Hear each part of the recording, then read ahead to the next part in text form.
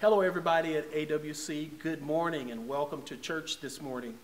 Unfortunately, I can't be here with you, but I wanted to address you. Presently, Pastor Linnell and I are in Denver. There's a group of great leaders and pastors there that invited us there to share the kingdom. Jesus said that the kingdom of God would be preached and everyone would be forcing their way into it. And that is what's happening.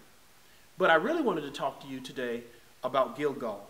This place, you've had about 7 days of dedication and consecration. Some of you are fasting, and you may be at that point where you're wondering, is all of this worth it? Let me tell you that it's really worth it.